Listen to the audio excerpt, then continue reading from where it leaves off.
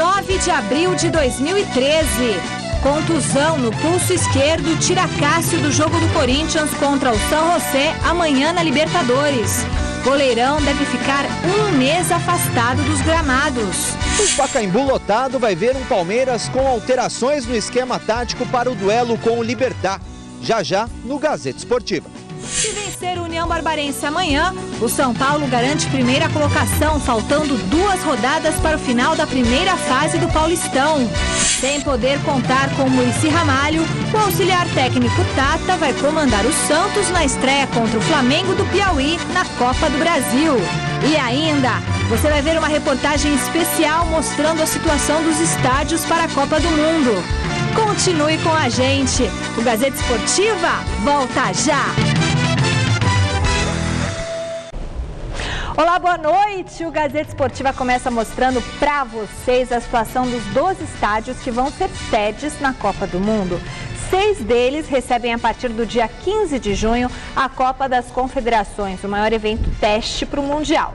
O Castelão em Fortaleza, Mineirão em Belo Horizonte e a Fonte Nova em Salvador apresentaram alguns problemas, mas estão prontos. A Arena Pernambuco vai ser entregue no próximo final de semana. Os demais correm contra o tempo. Veja a situação de cada um deles. Tá vendo aquele edifício, moço?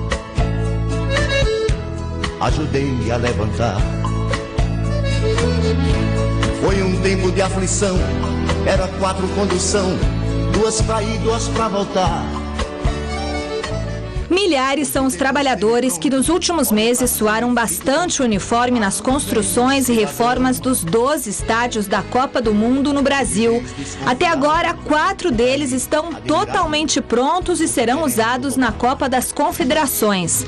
A Arena Fonte Nova em Salvador, o Mineirão em Belo Horizonte, o Castelão em Fortaleza e a Arena Pernambuco em Recife, que terá o jogo inaugural no próximo domingo. Eu nem posso olhar pro prédio que eu ajudei a fazer. Também estão em vias de serem entregues e serão utilizados no torneio que começa em junho, a Arena Nacional Mané Garrincha, em Brasília, palco do jogo de abertura, e o Maracanã, no Rio de Janeiro, local da final. Contudo, no mês passado, uma imagem chocou o Brasil. Após uma enchente na Cidade Maravilhosa, operários foram flagrados tirando água da cobertura prestes a rasgar. Porto Alegre é demais. No Rio Grande do Sul, o novo e reformado Beira-Rio será o estádio da Copa em Porto Alegre. O local está 65% pronto e vai abrigar 5 partidas do evento. As principais mudanças em relação à antiga arena começam com uma cobertura metálica para o público, ampliação da arquibancada inferior e do estacionamento, além da criação de camarotes. Em Curitiba, os jogos serão realizados na Arena da Baixada, um estádio que antes mesmo da reforma já foi considerado um dos mais modernos do país. As obras por lá estão um pouco atrasadas. Em janeiro foi divulgado que apenas 55% do planejamento estava concluído. Prometido para ser entregue em maio, a data terá que ser postergada e o orçamento aumentou em 25 milhões de reais em relação ao previsto. Localizada na zona leste de São Paulo, a Arena Corinthians será o palco da abertura do evento e de mais 5 jogos, sendo um das quartas de final e outro da semi. O local terá capacidade para 65 mil pessoas, com 17 mil assentos móveis, e está com um pouco mais de 63% das obras concluídas. Porém, o bom andamento da construção pode parar, caso o clube que administra o futuro estádio não receba o quanto antes o dinheiro do financiamento prometido pelo BNDES. O ex-presidente do Timão, André Sanches, foi enfático ao dizer isso na última vez em que esteve no Mesa Redonda. O problema é que não saiu o financiamento, ainda está uma discussão enorme e o CID ainda não foi resolvido, está para liberar esses dias aí. Se não liberar o CID ou não sair o financiamento, eu falo para o seu Corinthians, daqui 1 mês ou 15 dias para a obra e não tem Copa do Mundo aqui, sem problema nenhum.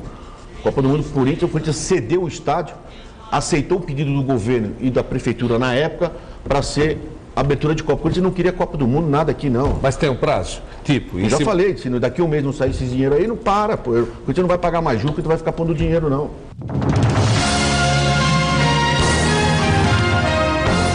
Em Cuiabá, capital do Mato Grosso, está a Arena Pantanal. A construção do estádio evoluiu pouco no último mês e permanece com 62% das obras concluídas, preocupando os organizadores do evento. Ai, que saudade me dá.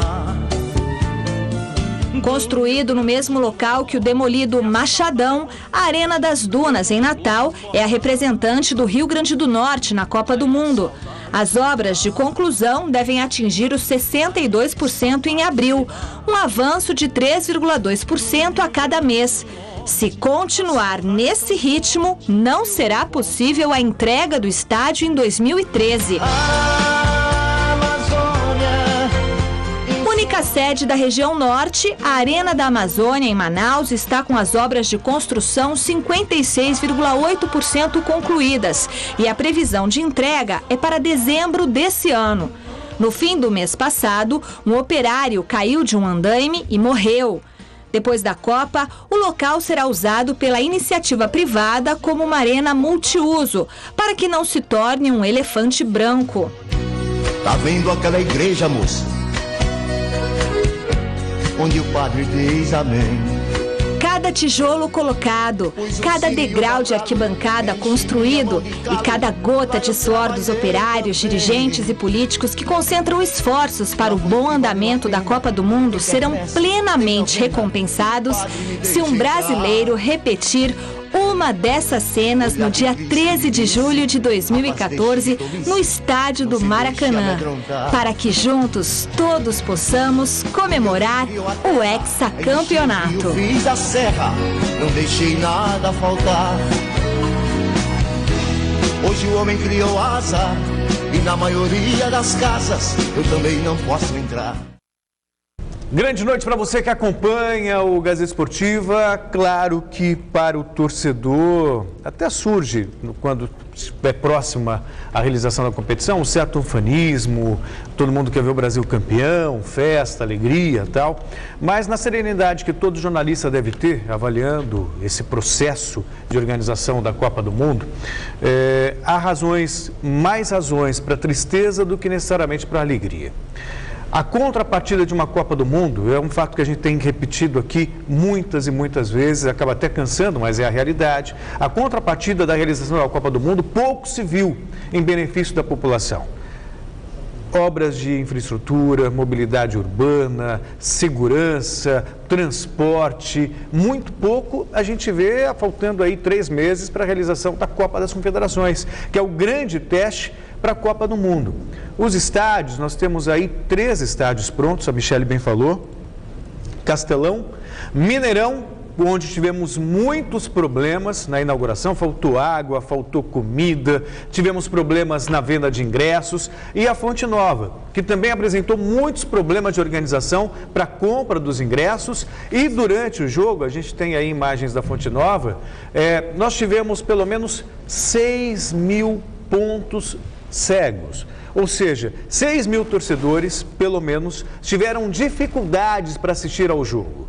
Em determinado momento não conseguia ver totalmente o campo, o que contraria as determinações da FIFA.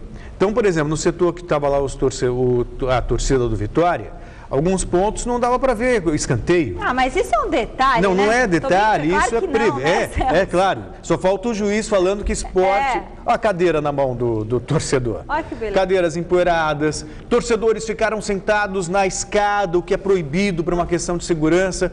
Quer dizer, então... Qual o espaço entre uma cadeira e outra, e o investimento foi alto, 690 milhões de reais. O Maracanã, que deve ser inaugurado agora em final de abril, ou deve ter um jogo, tem programado um jogo 15 de maio e 2 de junho, quase 1 bilhão de reais de investimento. E aí? Pois é. Então, a gente tem os estádios sendo feitos às pressas, de acordo com as exigências da FIFA, mas ainda não são o ideal, não são a excelência, coisas que a gente vê no primeiro mundo, por exemplo. Quem puder viajar vai comprovar. Bom, boa noite, Celso, boa noite, Michele, boa noite você em casa acompanhando o Gazeta Esportiva. Eu estou muito à vontade para falar porque eu fui defensor da Copa do Mundo, sou defensor da Copa do Mundo aqui no Brasil, mas bem lá atrás, né, quando surgiu essa possibilidade, depois se tornou realidade, muitas promessas. E nós estamos já na Copa das Confederações há poucos dias e a gente observa isso daí, né? Vou chegar nesse ponto, há um pouco mais de um ano da Copa do Mundo e o que foi feito de infraestrutura? Cadê o trem-bala que prometeram? Né? Não, falaram que ia ter um trem-bala, né? Eu falo, não, será que sou eu que estou falando ou não? Fala, vai ter um trem-bala, que bala, gente, que bala. Não teve absolutamente nada. Quem vai para a Zona Leste todos os dias e pega a radial, como vai ser na abertura da Copa do Mundo? Nós estamos vendo aqui, o que mais a gente vê de bala aqui é bala perdida aqui, né? Principalmente na cidade de São Paulo, aqui na periferia. O Itaquerão, que é o estádio do Corinthians, que a gente, até ficou feliz, vai ser lá em Itaquera, vai trazer muito benefício para os arredores. Que benefício foi feito? Para a Copa do Mundo vai ter que ir, o pessoal da elite vai de helicóptero, o restante vai de metrô e quem pegar a radial, um abraço pro gaiteiro. Vai ser feriado. Então, ou seja, essa é a Copa do Mundo. Aí tudo bem, isso colocado que já é uma realidade e não vai mais mudar, daqui a um ano nós vamos construir, tá aí o Maracanã, né, como é que ficou aí há poucos dias aí, né, antes da implantação do gramado. A imagem hoje, né, já é outra. A imagem de hoje é outra, tudo bem. Aí, bom, pelo menos vamos ter estádios. Ótimos, estádios bonitos, mas no Mineirão tivemos problemas, na Fonte Nova, gente. Pode mostrar de novo, eu recebi essa foto hoje aqui por rede social, né? Pode mostrar a foto do cidadão, pera aí, o cara paga, não é possível, né? Isso é uma falta de respeito com o povo. Aí me postaram, não, vocês estão pegando no pé, gente. Imagina esse cidadão para levantar para ir ao banheiro, ele tem que passar, todo mundo tem que ficar de pé, o estádio inteiro tem que ficar de pé para esse cidadão levantar. Isso é uma vergonha, isso é uma vergonha. É uma vergonha. Os pontos cegos, existem outras fotos aí, como o próprio Celso destacou. Você vai no estádio, você paga. Bom, depois que fizeram Independência, quando lançaram Independência, né? Tinha vários pontos cegos, então lá o ingresso era pela metade, porque só vê metade do jogo. Então não é sério. Né? Então, as autoridades, elas têm que realmente se posicionar e corrigir esse tipo de falha, porque pra gente que conhece estádio de primeiro mundo, tá muito bonito. Maracanã, olhando de longe, tá lindo, né? A Fonte Nova tá maravilhosa, mas... Vem cá, o cara vai sentar e ficar espremido, o que é isso? Não é possível. Só uma informação, que ele mostrou as imagens do alagamento do Maracanã e hoje eles colocaram as lonas à cobertura. Então você já consegue ver o Maracanã, isso não existe mais. Você vê, como disse o Garrafa, está até bonito hoje, porque as lonas à cobertura foram colocadas. Claro que tem muita coisa para ser feita ainda, vai ser feito um evento só para funcionários, restrito, fechado ao público. Quero ver em maio realmente. E se chover? Não vai ter aquele problema? Pois é, vamos aguardar para ver, né? Ou torcer para que não chova. Enquanto as obras para a Copa do Mundo no Brasil seguem em andamento, entre no site gazetesportiva.net e participe da nossa enquete. O Brasil vai conseguir cumprir todas as exigências da FIFA para a Copa do Mundo de 2014? Sim ou não? Acesse, deixe seu voto, resultado no final do programa de hoje. Sim ou não? Obviamente que não. Vai ser para inglês ver, só que inglês não é bobo, ele sabe o que é bom. Mas claro que não, né? Vai ser do jeito que está aí. Já ficou bem claro e evidente. Infelizmente, essa é a realidade. Tudo no jeitinho brasileiro. Como hoje é terça-feira, é dia da nossa série Figurinhas da Copa das Confederações. Dessa vez, olha quem está aí. Vamos retratar um jogador da seleção italiana responsável em fazer os gols da Azzurra. Com cara de mal e muita fome de bola, em alguns meses ele vai desfilar todo esse talento e carisma por gramados brasileiros.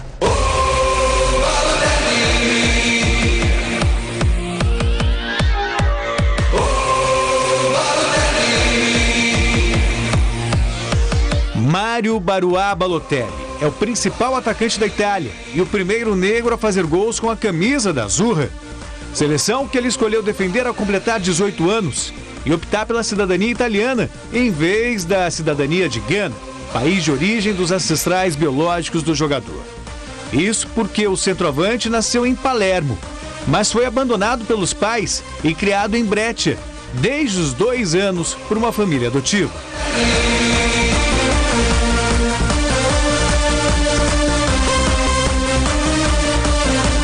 Ganhou a idolatria dos italianos, ao ser um dos responsáveis pela trajetória do time no vice-campeonato da última Eurocopa. Marcou contra a Irlanda, na comemoração teve a boca tampada pelo zagueiro Bonucci, tamanhas atrocidades que bradava. Eram gritos de liberdade.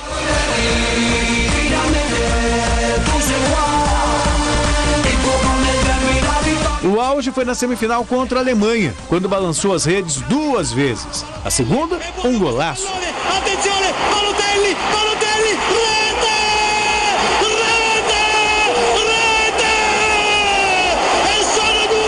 Nos clubes ou na seleção, o que Balotelli sempre trouxe foi notícia. Uma reportagem do jornal Estado de São Paulo, assinado pelo jornalista Christian Carvalho Cruz, aborda que ele sofre de tabloidismo. Afirmação feita pelo companheiro Daniele De Rossi, e ainda destaca uma série de atrocidades cometidas pelo atleta, além de uma frase bem polêmica. Quando decido marcar um gol, vou lá e marco. Eu sou um gênio. Os gênios são tão diferentes que as pessoas não os compreendem. A carreira de Balotelli começou no pequeno Lumezzane, mas logo o craque foi para a Internazionale de Milão, onde além de gols, arrumou muita confusão com o então técnico do time, José Mourinho. Isso somado às constantes ofensas racistas que recebia dos torcedores. Motivos de sobra para uma transferência para o Manchester City, onde os problemas com o preconceito continuaram, mas os gols também. Disso, ninguém nunca pôde reclamar.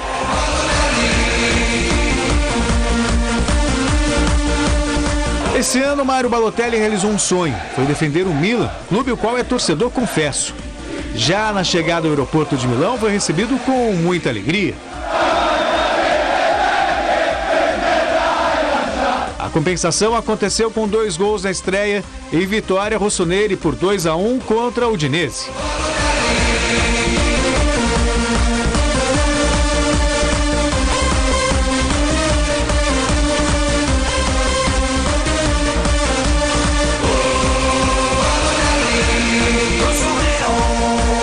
Para os brasileiros, o italiano mandou um recado recentemente nesse golaço no empate com a seleção canarinho, no final do mês de março.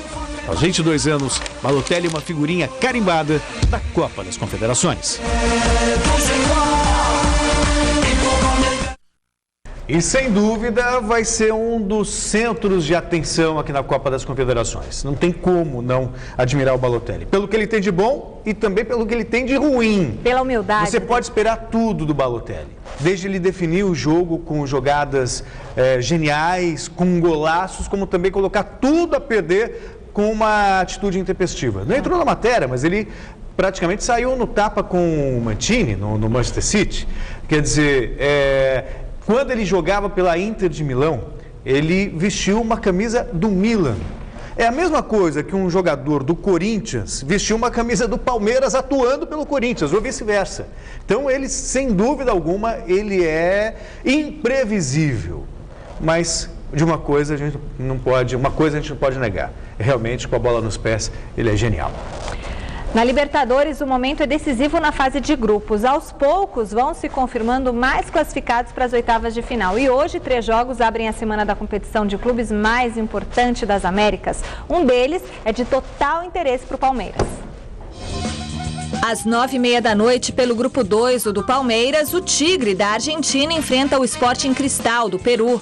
No grupo 4, um pouco mais cedo, às 7h15, o Peñarol do Uruguai pega o Deportes Iquique do Chile. No mesmo grupo, também às 7h15, os argentinos do Vélez Sarsfield encaram os equatorianos do Emelec. E no grupo 6, às 9h30, tem duelo colombiano entre Tolima e Santa Fé. Bom, são jogos que vão praticamente definindo aí os classificados, aqueles que ainda restam para a fase de oitavas de final. E daquilo que eu tenho visto de Copa Libertadores da América, além dos brasileiros, não é? Tem chamado a atenção o Vélez, que não é nenhuma surpresa. O Vélez já nas últimas 2 Libertadores teve um bom desempenho, então é bom a gente ficar atento. E o Boca é aquilo que todo mundo sabe, começa a Libertadores mal, meio que desacreditado, o pessoal acha que não passa nem da primeira fase, depois se acerta na competição e, para quem não se lembra, foi vice mesmo com um time muito limitado contra o Corinthians e poderia até ter vencido, mas o Corinthians foi de uma supremacia muito melhor e acabou fazendo por merecer o título. Então, é o que chamou a atenção nessa fase. E nessa rodada de hoje, o jogo mais importante é para a torcida do Palmeiras, observando aí o Tigre, né? Jogo do grupo do Palmeiras aí, que de repente, dependendo do resultado de hoje do Tigre, o Palmeiras na próxima quinta-feira pode até já garantir a classificação. Se o Tigre vencer hoje, o Palmeiras vencendo o Libertad na próxima quinta, assegura a classificação. Grêmio e Fluminense fazem um jogo decisivo amanhã em Porto Alegre pelo Grupo 8 da Copa Libertadores da América. Mas os dois técnicos têm dificuldades para escalar a equipe para o confronto por conta dos desfalques. O Fluminense, segundo colocado do Grupo 8 da Copa Libertadores da América, com 7 pontos ganhos, garante classificação antecipada em caso de vitória no confronto de amanhã contra o Grêmio em Porto Alegre. Mas vencer fora de casa, já que não seria fácil com o time completo, fica ainda mais difícil com os 7 desfalques que o técnico Abel Braga precisa administrar. Assim como em 2012, os principais jogadores do tricolor das Laranjeiras não estarão disponíveis no momento decisivo da competição continental. Fred, os volantes Diguinho e Valência, o lateral Wellington Silva, o zagueiro Anderson, o meia Thiago Neves e o atacante Marco Júnior estão vetados para o confronto. Deco e o Wellington Nem seguem como dúvidas. Isso não abala, não. Nós sempre convivemos com isso, convivemos bem com isso. E com a dificuldade que seria com ou sem titular em campo, a dificuldade vai ser grande para os dois. E eu estou extremamente confiante na minha equipe. Dúvidas. Já o Grêmio não terá o meia Elano, contundido. E o técnico Vanderlei Luxemburgo faz mistério sobre a escalação. Certo mesmo é que o tricolor gaúcho quer usar a vitória sobre o Fluminense fora de casa no primeiro turno da Libertadores como referência para o duelo desta quarta-feira. Um jogo que a equipe jogou bem. Eu acho que isso pode sempre, aquilo que você faz muito bem e de melhor, se torna referência. Então podemos pegar, eu acho que essa referência, esse jogo, como referência para que a gente possa também fazer um grande jogo na quarta. Outra arma do Grêmio para o confronto é a força da torcida. Pelo menos 50 mil torcedores lotarão a arena para empurrar a equipe. A vitória na quarta-feira vai ser muito importante para a gente. E vamos jogar com uma bela equipe, onde a vitória valoriza muito o nosso trabalho. Bom, é um grupo da surpresa, não é? Tanto é verdade que o Grêmio veio até o Engenhão e acabou vencendo fora de casa e não será surpresa. Apesar de todos os problemas, todos os desfalques que tem o Abel, o Fluminense conquistar um resultado. E de repente, nesse grupo das surpresas, se um ou outro vacilar aí, pode acabar ficando de fora e perdendo a vaga, já porque os dois eram grandes favoritos a passarem a próxima fase. E um detalhe, né? O discurso do Abel não poderia ser outro, mas que com certeza vai sentir os desfalques, principalmente do Fred, não tem como não sentir, mas o Abel, claro, procurou amenizar. É o que ele tem nas mãos, né? Então ele tem que motivar aqueles jogadores que ele tem à disposição. O empate para o Fluminense não é de todo ruim. O líder desse grupo é o Atipato. O surpreendente o Atipato lidera o grupo. Com isso, um dos dois pode dançar. Mas eu digo que um empate é bom para o Fluminense, por quê? Porque o Fluminense empataria e iria a 7 pontos, o mesmo número de pontos do Atipato. Na última rodada, joga em casa com o Caracas. O Grêmio, em contrapartida, vai ter que jogar lá no Chile contra o Atipato. Quer dizer, então se o Grêmio empatar, vai ter que vencer o jogo lá contra o líder do grupo, e que é o campeão chileno, que venceu o Grêmio em Porto Alegre. Então, para o Grêmio, a vitória hoje é de fundamental importância, muito mais importante até do que uma vitória do Fluminense. Agora vamos deixar o futebol um pouco de lado e falar de um esporte que vem crescendo muito no Brasil, a esgrima. O repórter Filipe Boril mostra as particularidades da modalidade, que além de ser cada vez mais praticada no Brasil, é também esperança de medalha nos Jogos Olímpicos do Rio de Janeiro em 2016. Para jogar esgrima tem que estar bem equipado. Capacete, luva, proteção para o peito.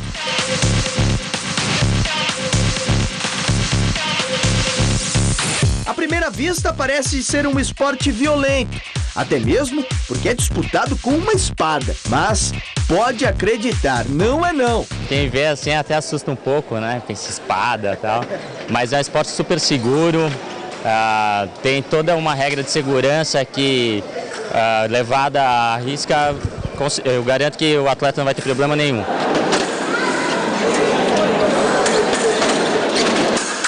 A lâmina ela é flexível para não machucar. A clivagem dela, caso ela quebre, ela não pode formar ponta. A costura é dupla sempre.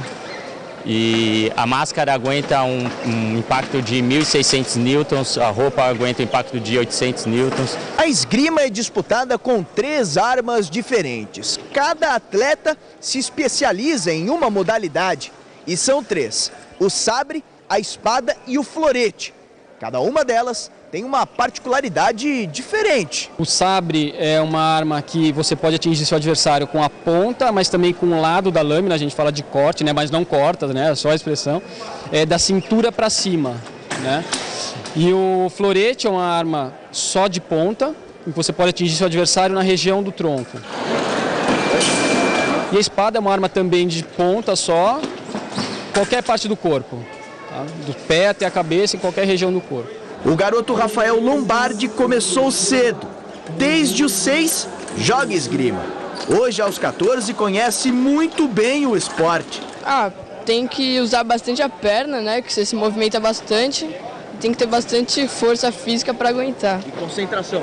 Também. A esgrima também está crescendo e essa molecada também está crescendo, não somente por se inspirar nos atletas mais velhos, mas também pelo treinamento, pelas competições, e acho que aos pouquinhos a gente está chegando a um patamar cada vez mais alto. Essa é a esgrima, que vai estar bem representada pelo Brasil nos Jogos Olímpicos do Rio de Janeiro em 2016. Tempo suficiente para o país crescer e brigar por medalhas. Eu acho que a gente nunca teve tão forte, pelo menos desde que eu comecei, eu nunca vi a esgrima tão forte.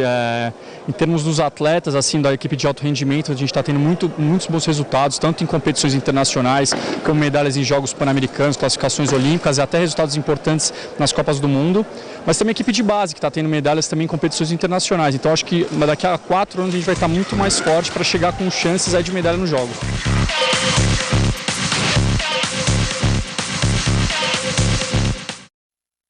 Saíram os primeiros 2 semifinalistas da Liga dos Campeões da Europa. O Borussia Dortmund garantiu vaga ao vencer o Málaga em casa, de virada por 3-2.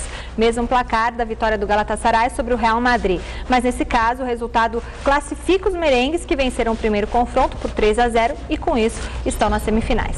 Veja agora como estão os preparativos para os confrontos que vão definir as outras 2 equipes classificadas. O Bayern de Munique já está na Itália para o confronto desta quarta-feira contra a Juventus, por uma vaga na semifinal da Liga dos Campeões da Europa. Mesmo embalado pela conquista do título nacional no último final de semana, faltando ainda 6 rodadas para o fim do campeonato, o técnico Jupp Heynckes sabe que não terá vida fácil na competição continental, mesmo com a vantagem de 2-0 construída na partida de ida. Continuo pensando da mesma forma do que antes do jogo de ida.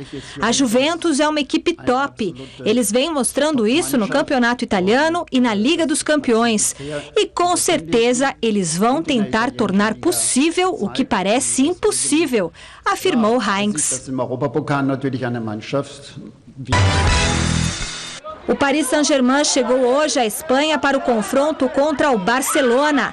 O zagueiro brasileiro Thiago Silva, com dores no joelho, foi relacionado para a partida, assim como o meia inglês David Beckham, um dos mais assediados pelos torcedores que aguardavam a chegada da delegação francesa em um hotel de Barcelona. O PSG precisa dos gols de Ibrahimovic, também muito requisitado pelos fãs, para vencer a partida ou empatar por 3-3 ou mais gols para avançar à semifinal da Liga dos Campeões da Europa. Já a principal preocupação do Barcelona é com a recuperação do argentino Lionel Messi. Poupado no último final de semana por conta de uma lesão na coxa direita, o artilheiro do clube catalão treinou hoje normalmente, mas não teve a escalação confirmada pelo técnico interino Jordi Roca. Com ou sem Messi em campo, o Barcelona precisa apenas de uma vitória simples ou de um empate por 0-0 ou 1-1, depois da igualdade por 2-2 no confronto de ida em Paris. Bom, a expectativa é pela confirmação de Bayern e Barcelona numa das semifinais amanhã, e hoje tivemos Real Madrid e tivemos também o Borussia, portanto poderemos ter um confronto alemão e um confronto espanhol, tudo vai depender do sorteio. De qualquer forma, hoje os jogos foram emocionantes. A vitória do Galatasaray sobre o Real Madrid por 3-2, ou seja, o Real Madrid se classificou, mas o Galatasaray deixou o campo com toda a reverência, de cabeça erguida, com dignidade, porque jogou muito. O Drogba fez um golaço, o Sneijder fez outro golaço, o Eboe também fez um belo gol. E no jogo, o Málaga tinha vaga na mão até os 45 do segundo tempo, venceu o jogo por 2-1. Quem poderia imaginar que o Borussia faria um gol aos 45 e um gol aos 47? O suficiente para garantir a classificação. Realmente, jogaços hoje à tarde e que amanhã não seja diferente. Se hoje, com todas essas alternativas, essa emoção, acabaram os favoritos passando, aquelas equipes que nós todos esperávamos, passando a próxima fase, eu não entendo que amanhã será diferente, não. O Barça e o Bayern devem realmente avançar e aí vamos para uma fase, no mínimo, brilhante, né? Serão grandes jogos, com certeza, a sequência da Champions. De segunda a sexta-feira, a partir do meio-dia, tem o que, Garrafa? Super Esporte. Amanhã estarei com ele aqui, Tiagão. Muito bem, veja os principais destaques do programa desta quarta-feira, além do Garrafa. E aí, mamãe Michele, tudo bem? Fala, turma ligada no Gazeta Esportiva. Olha, amanhã no Super Esporte, programa recheado, hein? Copa Libertadores com Super Clássico brasileiro entre Grêmio e Fluminense. Corinthians encara o San José no Pacaembu. E o Palmeiras que segue treinando para enfrentar o Libertad. No Paulistão, jogo único entre São Paulo e União Barbarense. Tem ainda a Liga dos Campeões da Europa, com a definição dos primeiros semifinalistas. Vocês viram, né? Super Esporte tá legal demais. E eu espero por vocês ao meio-dia. Recadinhos agora, além de ser muito bom ter a sua companhia aqui com a gente, assistindo ao Gazeta Esportiva, nós queremos que vocês nos acompanhem no Twitter e no YouTube. No Twitter, o endereço do programa é @GazEsportiva. Você sabe qual é o seu Twitter, Garrafa? Osmar Garrafa. Você sabe o seu? Eu sei, @Michele Gianella. O meu, você sabe? Osmar Garrafa. Quantos com dois Fs? Fs, dois Fs. E o Celso, Celso Cardoso. O seu nome, inclusive, né? Então dá certo. E no YouTube, o nosso novo canal é youtube.com/a Gazeta Esportiva TV. Guilherme Camarda sempre atualizando, colocando o programa lá para vocês. Quero mandar um beijo pro senhor Agenor Vieira da Silva. Não é um super beijo, só um beijo. É um super beijo pro senhor Agenor e pra dona Maria Imaculada da Silva. É um pros dois? Que trouxeram chocolates pra gente hoje. Todo mundo, o Celso comeu, a redação toda comeu bombons. Muito obrigada, dona Imaculada e senhor Agenor. Um beijo grande para vocês, não se incomodem mais, tá bom? O Bruninho tá bem alimentado, tá tudo bem. Muito obrigada pelo carinho. Toda terça-feira eles trazem docinhos pra gente, trouxeram uma camisa pro Matheus. Olha, o Matheus nosso estagiário, tá? Outro beijo pro Sidney Akira, que é o meu cabeleireiro, que é atacante lateral direito do Palestrinha do Jardim Patente. Ele joga lá todo sábado. E o Chacal, que é do time, foi super mal no jogo do final de semana, tomou 4 gols. Chacal, que coisa horrível, mas isso passa. Fala, Celso. Eu gostaria também de mandar um abraço para o Leandro Boni, que está acompanhando o Gazeta Esportiva, para o Ivan, que é São Paulino, para o pessoal da Portuguesinha de Vilela, para o Moisés, para a Tereza Liro, que nos manda mensagens no Twitter, que eles são de Ribeirão Claro. Para a Dani Oliveira, também sempre ligado ao Gazeta Esportiva, sempre mandando mensagens via Twitter. E para o Vanderlei de Oliveira, e para dizer publicamente que aceitei o desafio. Vai correr? Tá, vou voltar a correr. A São Silvestre? Não sei se é São Silvestre, que eu estou sempre falando. Desafio mas vou São Silvestre. voltar a correr. Não. Eu já corri meia maratona. Então, mas se puder correr a São Silvestre, também vou correr. Desafio Celso na São Silvestre. Aceito. Vou voltar a correr a partir de segunda-feira. Chega de promessas. Agora é para valer. Que hora você vai treinar? 6 horas da manhã. Ave, credo, que cedo, eu tô dormindo. Bom, fala, também tô dormindo. 6 da manhã da segunda. 6 da manhã. Estarei correndo. Ainda mais mesa redonda acaba a tarde. Essas mesmas desculpas de sempre. 6 da manhã. Por isso eu aceitei o desafio. Segunda-feira, 6 da manhã. Tem que acordar que horas? Como diria o próprio Vanderlei, dormir é para os fracos. Tá eu preciso dormir, tô fraca. Vai, Celso. Lá. Ó, Soninha, ai, deu até um sono nesse assunto aqui. Chovendo. Vai chover segunda-feira de manhã, hein? Quero ver. Vou voltar lá, ó. Velhos tempos. Que beleza. Eu vou estar quentinha, assim, a caminho do Ibirapuera. Pertinho. Tá certo. Beleza. Bom. Soninho. Até vontade de dormir agora. Vai, baixinho. A Faculdade Drummond abre as inscrições do vestibular social, programa que já colocou mais de 22 mil alunos em salas de aula. São mais de 2 mil bolsas de até 100% oferecidas diretamente pela Faculdade Drummond em mais de 30 cursos de bacharelado, licenciatura e tecnologia. A Faculdade Drummond tem cursos com nota máxima no ENAD. Todos os cursos têm conceito de excelência no MEC, tem uma filosofia atualizada, trabalho planejado, professores mestres e doutores. Inscreva-se, a inscrição é gratuita e boa sorte, afinal, só depende de você. Anote aí o endereço www.vestibularsocial.com.br. A oportunidade que você precisa para ter ensino de qualidade. As inscrições são gratuitas, por isso não perca tempo. Prova dia 27 de abril, tá logo aí. Então acesse já vestibularsocial.com.br. Tá aí mesmo, dia do meu chá de bebê. Ó, nessa quarta-feira, o Santos estreia na Copa do Brasil contra o Flamengo do Piauí. O Peixe, que venceu a competição em 2010, vai para o primeiro jogo da atual edição com o objetivo de vencer por 2 ou mais gols de diferença para eliminar a partida de volta. O problema é que o Alvinegro terá desfalques dentro e fora de campo. Veja na reportagem do Alexandre Silvestre. Ali também é trabalho, segurando a bola de preto, o senhor Tata. Ele comandará o Santos nesse meio de semana. O Muricy Ramalho, que ficou hospitalizado durante o final de semana com dores abdominais, já recebeu alta, está em repouso em sua residência. Por isso, o Tata vai comandar a equipe do Santos contra o Flamengo do Piauí. E outros 3 atletas estão fora de combate, problemas de ordem física, o lateral direito Bruno Pérez, que está com problema de pubis, além de Arouca, volante, e Miralles, atacante, que estão realizando reforço muscular. É obrigação do Santos classificar nesse primeiro jogo, fazer 2-0, ou nada disso, tem que respeitar muito o Flamengo? Ah, tem que respeitar todos os times, né? Não, o futebol está muito para ele, não dá para falar. O time vai lá para classificar, mas respeitando muito o rival, a gente vai jogar com colegas que estão trabalhando também, então a gente tem que ir lá, fazer um bom jogo, a gente está jogando melhor, com um volume de jogo bom. Tomara que a gente possa classificar lá, mas como te falo, respeitando muito e fazendo um bom trabalho dentro do campo. Quando joga contra o Santos, todo mundo quer vencer, quer ganhar, quer mostrar o seu trabalho. Eu acho que isso vai ser diferente. A gente está indo para uma partida muito difícil. Eu creio que se a gente fizer nosso trabalho direitinho, dá tudo certo. Ô Neymar, o prêmio para o Flamengo é fazer o jogo da volta. Você acha possível para eles jogar aqui na próxima quarta-feira? Tudo é possível. Como eles defendem o prato de comida deles, a gente vai defender o nosso. Né? A gente quer vencer o jogo também. Seria uma boa, né, eliminar esse jogo de volta? Com certeza, o calendário brasileiro é muito apertado e você, quanto mais jogos tira, melhor. Então a gente vai procurar lá a classificação, mas não vai ser fácil não, o jogo tem que ser trabalhado e tomara que a gente possa conseguir essa classificação para tirar um jogo do calendário que está muito apertado. Né? Mas por que você acha que o Santos ainda não conseguiu emplacar um grande futebol em 2013? A gente não está aqui para dar show, para agradar todo mundo não, porque nem isso dá para fazer.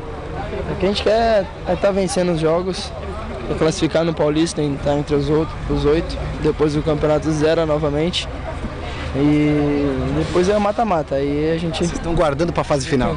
Claro, o que importa é dar a volta olímpica.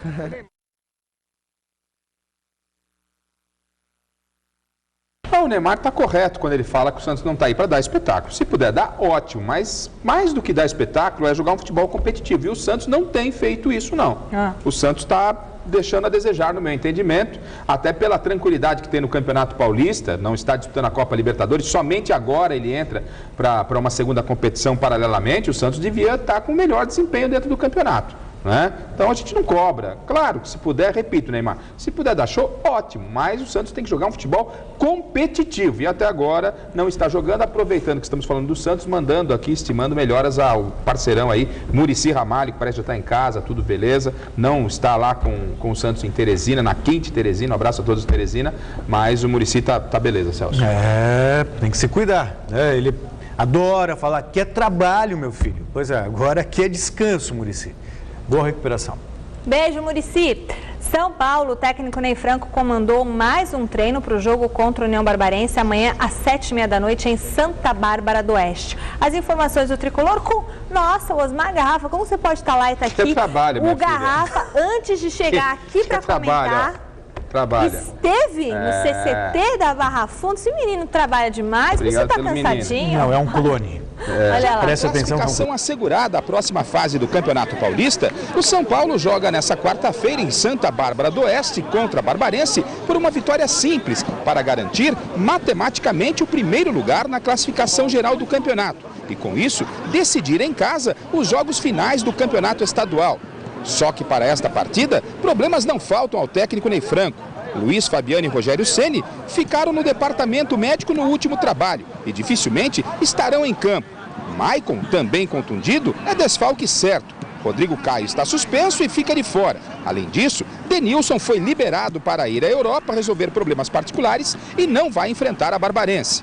Já para a partida do próximo sábado contra o 15 de Piracicaba no estádio do Morumbi, o técnico Ney Franco vai levar a campo o que tem de melhor. O objetivo é acertar a equipe que na próxima semana enfrenta o Galo, também aqui em São Paulo, pela sequência da Copa Libertadores. Aliás, esta partida vale a permanência ou não do São Paulo na competição sul-americana. O São Paulo provável para a partida desta quarta-feira contra a União Barbarense, com Denis no gol, Paulo Miranda pela direita, Tolói e Edson Silva na zaga, Carleto vai pela esquerda, no meio-campo, Wellington, Fabrício, Jadson, mais Paulo Henrique Ganso, no ataque, Osvaldo e Aloísio. Do CCT do São Paulo, Osmar Garrafa para a TV Gazeta. Bom, e a hora que eu saí do treinamento, essa era a provável formação do São Paulo e, na verdade, o Lúcio entrou na zaga, ao lado do Tolói, e no meio-campo o Jadson fica de fora, o Jadson entra no lugar do Douglas. Então, Wellington, Fabrício, Douglas e Ganso, Osvaldo e Aloísio é o São Paulo se preparando e pensando na outra semana, quando vai pegar o Galo Mineiro. E, para mim, a partida contra o Atlético vai ser um divisor de águas no ano do São Paulo. Se não se classificar para a próxima fase da Libertadores, não sei não até onde o Juvenal vai segurar Ney Franco, não estou dizendo se é correto ou não. Eu sei que o ambiente no São Paulo está dependendo do jogo contra o Atlético. O ano do São Paulo passa por essa partida. Mas pelo que eu entendi, Garrafa, a partir de algumas declarações do Juvenal Juvencio, é que dessa vez o Ney Franco deve ser mantido, que seria o mais correto. De hoje, a verdade, ele sinalizou com a saída de amanhã, né, eu sei, mas assim, eu estou interpretando as últimas palavras. Ele deu a entender que a reformulação pode ser no elenco. Então, alguns jogadores que não funcionaram até agora podem sair, de repente, o Lúcio... Alguma coisa vai acontecer no São Paulo, alguma coisa vai acontecer. Entendeu? Né? Enfim, vamos aguardar. Ainda com dificuldades para definir a equipe titular, o técnico Gilson Kleina comandou mais um treino para o jogo contra o Libertad na próxima quinta-feira no Pacaembu. O repórter Adriano Dolfi esteve na academia de futebol e tem as últimas do Verdão. Com diversos problemas para escalar o time, Gilson Kleina testou uma formação com 3 zagueiros. Henrique, Maurício Ramos e Marcelo Oliveira. Ayrton e Juninho nas alas, Márcio Araújo, Souza e Charles no meio-campo. E Vinícius e Kleber no ataque, que depois foi sacado para a entrada de Wesley. O time Libertad está lá direito muito forte e a gente está treinando muito isso para poder anular o lado direito e a gente espera uma dificuldade dentro de casa, que vai ser um jogo difícil, onde a gente tem a obrigação de vencer, porque é um jogo importante para a gente. O jogo com o Libertad acontece na próxima quinta-feira no Pacaembu. Quase 30 mil ingressos já foram vendidos. Talvez o melhor momento do Palmeiras em toda a temporada. 3 vitórias seguidas e com o grupo mais fechado do que nunca, com o técnico Gilson Kleina. Tem certas pessoas que a gente sabe que está fazendo melhor, que é uma pessoa boa de coração. E essas pessoas a gente tem que levar com a gente. E o Gilson Kleina mostra isso, é um cara que é um companheiro, é um cara leal. Eu acho que isso diante de um grupo de futebol é muito importante, a lealdade, a gente preza isso dentro do nosso grupo. E a hora que a gente precisar brigar por ele, a gente vai brigar até o final. E logo mais acontece o outro jogo do grupo, entre o Tigre e o Sporting Cristal. O volante Souza já está preparando até a pipoca e a torcida, acredite, para os argentinos. É difícil torcer para o time argentino, né? Ainda mais para o Tigre que bate com sabor, mas hoje a gente vai torcer pro Tigre sim. Espero que ele possa ganhar pra gente fazer o papel de cada quinta-feira e classificar logo. Olha, notícia importante, parabéns à torcida do Palmeiras. Todos os ingressos para o jogo de quinta-feira estão esgotados. Está no site oficial do Palmeiras. É um belíssimo carinho que a torcida faz na equipe. Agora, estou estranhando o Gilson Kleina me aparecer com 3 zagueiros. Parece que o Palmeiras tinha achado uma forma de jogar, não é? Depois daquele desastre contra o Mirassol. Aí o Palmeiras parece que se encontrou em campo e o Kleina tá querendo mexer no time. Sabe aquela piada? O diabo de tanto enfeitar o saci arrancou a perna. Tava lá fazendo saci e tal. Nunca ouvi esse. Não, então minha avó falava isso aí. Não mexe com quem tá dando certo. Essa é a explicação para a origem do saci? É verdade. O diabo tanto enfeitar o saci arrancou a perna. Minha avó falava isso. Pô, tá dando certo, não mexe com o que tá dando certo, não é? É a origem da perna, tá bem lembrado do nosso diretor. Então não mexe no que está dando certo. O Palmeiras tem muitas limitações, inventar muito acho que não é legal. E em tempo ainda, né, até porque depois do episódio Rogério Ceni pela Libertadores, para voltar rapidamente a falar do São Paulo, eu que defendi muito o Rogério quando ele voltou do São Paulo, voltou, né, depois da sua lesão, tem gente falando que o Rogério tem que parar. Vamos parar com isso, né, gente? O Rogério tem muito crédito, tem muito ainda a colaborar com o São Paulo. Falhou sim, não admitiu, é um direito dele. Rogério falhou, mas daí andaram a semana pedindo a aposentadoria do Rogério Ceni, os caras estão exagerando na dose do xarope, né? Parou. 2 assuntos tomaram conta dos treinos do Corinthians esta tarde. O técnico Tite ganhou um sério problema para os próximos jogos e a negociação com o zagueiro Dedé voltou a ser discutida lá no clube. Veja na reportagem de Alexandre Silvestre. O Corinthians tem um desfalque de última hora para o jogo de amanhã às 10 da noite contra o San José no Pacaembu pela Libertadores. Repare na imagem que o goleiro Cássio não treina com os colegas. Ele ficará afastado de 3 a 4 semanas por causa de uma contusão no pulso. Em compensação, voltam ao time os 3 da seleção que atuaram sábado na Bolívia, os volantes Paulinho e Ralf, certamente titulares, e Alexandre Pato, além de 2 que cumpriram suspensão no Campeonato Paulista, o lateral direito Alessandro e o atacante Emerson Sheik. Aliás, o Emerson é pretendido pelo Vasco da Gama. O assunto Dedé esquentou novamente. O zagueiro pode vestir a camisa corintiana, porém, o Clube Cruz Maltino quer, além de dinheiro, o futebol do Sheik. Será que dá negócio? É um mito, né? Por enquanto não passa de um mito. A gente tem deixado claro que o Corinthians não está fazendo parte dessa negociação. Existe um grupo de investidores que já tem uma parte dos direitos, né, do Dedé, e o Vasco a outra. O que a gente sempre deixa claro é que o Corinthians está sempre aberto, né, a grandes jogadores, apesar de não ter necessidade hoje, né? Que a gente está muito satisfeito com o grupo que tem, com a zaga que tem. Vocês topariam, além de dinheiro, mandar o Emerson Sheik para ter o Dedé aqui no Corinthians? Não, de forma alguma, não existe essa possibilidade e nem dinheiro, né? O Corinthians não está negociando com o Vasco, né, diretamente. Existe, como coloquei, um grupo de investidores. Então o Corinthians não está na negociação e não aceita colocar nenhum dos seus atletas que estão hoje disputando uma Libertadores, e o Corinthians vem muito bem. Então isso está fora de cogitação. O Dedé é o seguinte, a DIS, essa famosa empresa que tem gerenciado a carreira de muitos jogadores, tem os direitos federativos de muitos atletas, tem 45% dos direitos do Dedé. Então, qual é a intenção? Comprar esses direitos junto ao Vasco, o que resta, e repassá-lo para o Corinthians. O Corinthians seria uma possibilidade de valorizar ainda mais o Dedé e negociá-lo com o futebol europeu. Então essa é a expectativa. E o Corinthians hoje, sem dúvida alguma, é uma grande vitrine. É o time campeão do mundo, é o time campeão da Libertadores e tem um elenco muito forte. Então a possibilidade do Dedé brigar por títulos e aparecer mais é muito maior no Corinthians do que hoje no Vasco, apesar da camisa, apesar da tradição vascaína, hoje o momento não é favorável. Sobre o time que deve jogar contra o San José amanhã no Pacaembu. O time que treinou foi esse aqui. Júlio César, Alessandro, o Gil, que está fazendo uma temporada fantástica com a camisa do Corinthians, Paulo André e Fábio Santos. Ralf, Paulinho, Sheik, Danilo, Romarinho e Guerreiro. Pato, portanto, no banco. E Cássio está aí machucado, fica fora. É uma notícia ruim essa contusão do Cássio, né? E agora a gente vai sentir se o Corinthians realmente tem um elenco.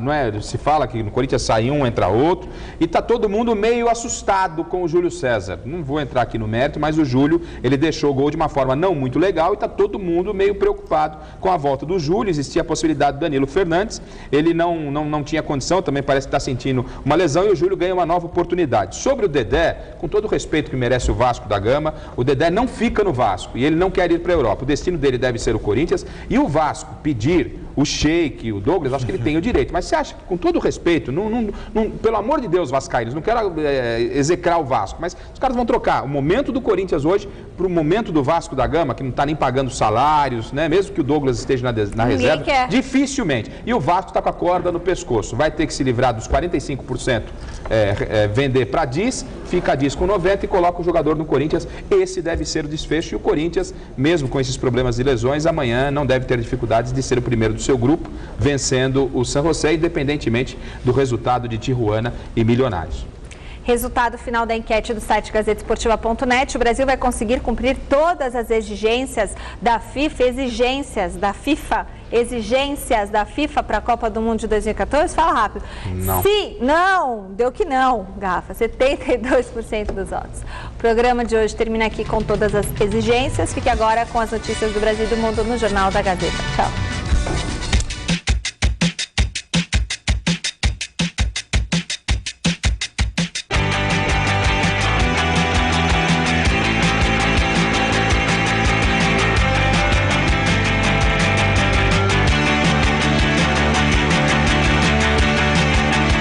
Hoje, 11h30 da noite, a máquina segue sua busca por conhecimento com uma empolgante entrevista.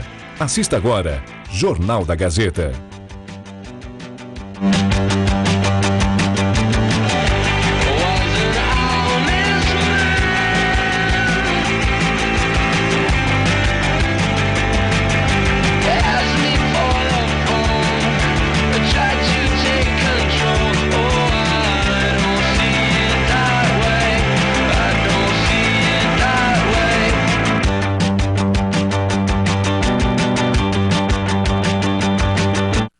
Gazeta Esportiva.